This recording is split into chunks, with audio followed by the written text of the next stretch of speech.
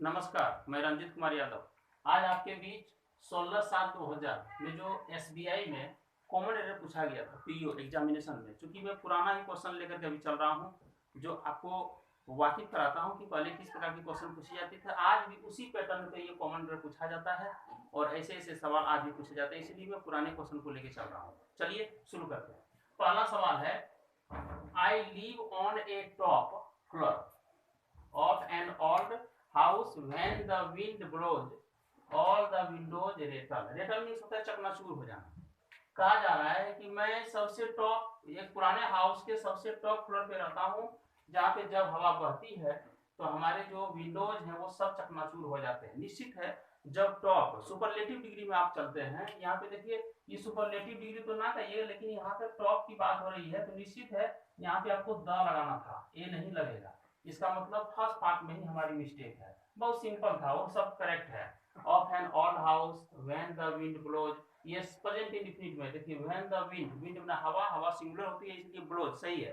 और यहाँ पे ऑल द विंडोज रेटल, यहाँ पे है ये प्लूरल है, इसीलिए ये भी सब्जेक्ट प्लस V1 है। सब यहाँ पे देखिए ये दोनों सेंटेंस में प्रेजेंट इंडेफिनिट है, सब्जेक्ट प्लस V1 या V5 है। Ram plays Sita sings a song, वही है।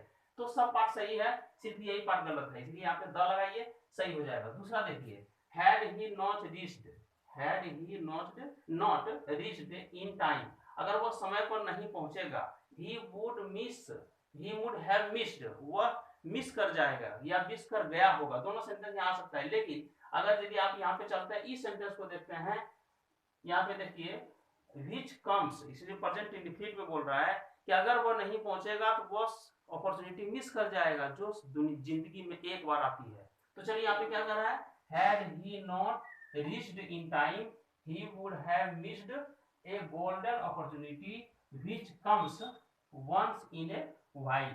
इसमें आपको एक चीज यहाँ पे देखने को मिलेगा कि कोई पार्ट इसमें गलत नहीं है, सब सही है। इसका मतलब है कि नो एरर ही आपको अच्छा लगेगा। देखिए ये भी सही है, क्योंकि ये सेंटेंस इसी तरह पैटर्न से बनता है।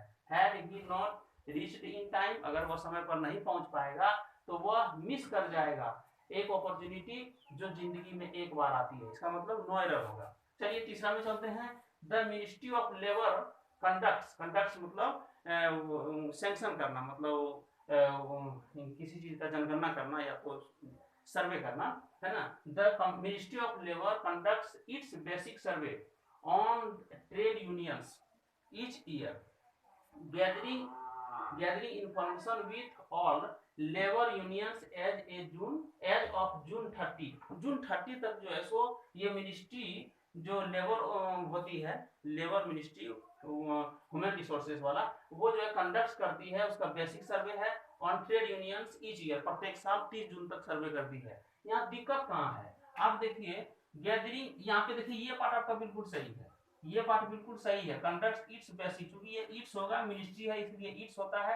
राम रहता तो हिज होता, सीता रहती तो हर होता, लेकिन यहाँ पे क्या होगा, इट्स होगा। सर्वे on trade unions each year, यहाँ भी सही है, थोड़ा सा पेन में इनकम है, यहाँ भी सही है। आगे है गैदरिंग इंफॉर्मेशन विथ, देखिए यहाँ गलत है, विथ के जगह पर आपको देना था यहाँ पे, यहाँ गौर कीजिए कि अबाउट यहाँ सबसे अच्छा है। About, ABOUT, about, about means होता है के बारे में, विथ नहीं होगा, यहाँ पे अबाउट होगा। Information about all labour unions as of June 30, इसलिए ये पार्ट मेरा गलत है, यहाँ विथ को हटाना पड़ेगा, पेन का इंक थोड़ा कम है। चलिए चौथा है, stories have always been used as a powerful tool for communicating vital information from one generation to another. यहाँ देखिए कह रहा है स्टोरी मैंने किस्से कहानियां, ये हम क्या करते हैं अपने बच्चों को इसलिए सुनाते हैं कि पिछली जो बातें हैं वो हम आगे बढ़ाते हैं।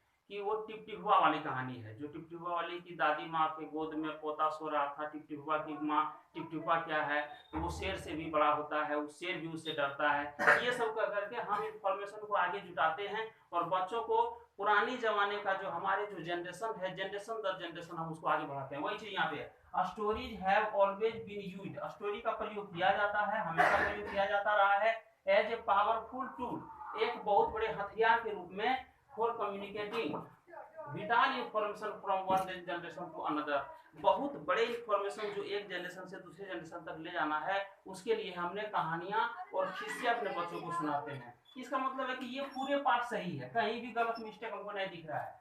ये इसका मतलब है कि आपका नो एरर यहाँ पे चलेगा, नो एरर दे दीजिए, बिल्कुल आपका 5 नंबर सही है। आइए इस नंबर को देखिए, we all are indebted. Indebted मतलब होता है कृतज्ञ, बहुत ज्यादा किसी के प्रति कृतज्ञ होना। मान लीजिए अगर आप जा रहे हैं कहीं पे, बहुत जरूरी काम है, कोई हॉस्पिटल, और वहाँ पे गाड़ी नहीं है और कोई मोटरसाइकिल वाले लिफ्ट दे देते हैं, तो आप कृतज्ञ होते हैं, उसे आज धन्यवाद देते हैं, बहुत ज्यादा कृतज्ञ हो जाते हैं। We all are indebted to him for holding not only high moral values. मैं कृतज्ञ हूँ, सिर्फ ये नहीं कि वो हाई मोरल वैल्यूज रखते हैं, बल्कि अल्सो क्या है, rendering dedicated services for the betterment of human race.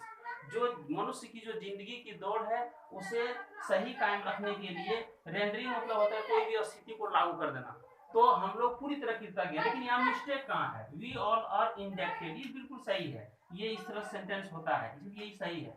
For holding, देखिए यहाँ पे गलत है।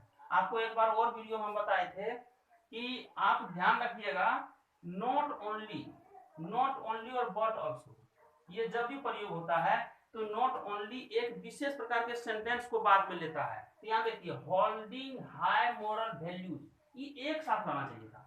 होल्डिंग मैंने हाई मोरल वैल्यू को अपने ऊपर, हाई मोरल वैल्यू को अपने साथ जमाए रखना, ये एक साथ अपने हाथ पकड़े हुए रहना, हाई मोरल वैल्यू को मैंने मेंटेन करके चलना, ये चीज जो है सो एक साथ रहेगा। तो नॉट ओनली पहले यहाँ होना चाहिए, नॉट ओनली आपका, नॉट ओनली पहले होगा, उसके बाद होल्डिंग होगा, होल्डिंग, देखिए अब सेंटेंस सही रहेगा, not only holding high moral value but also rendering dedicated services. ध्यान रखिएगा, जरा सा ध्यान रखिएगा कि नॉट ओनली के बाद यहाँ बिफोर का प्रयोग हुआ, तो इसमें भी नॉट ओनली के बाद देखिए बिफोर का प्रयोग हुआ।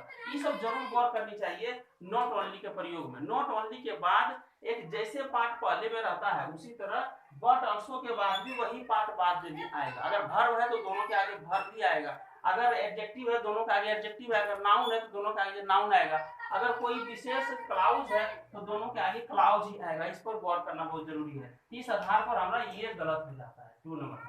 चलिए साथियों, इसी तरह का इंफॉर्मेटिव वीडियो पाना चाहते हैं, हमारे चैनल को सब्सक्राइब लाइक करना मत भूलिएगा।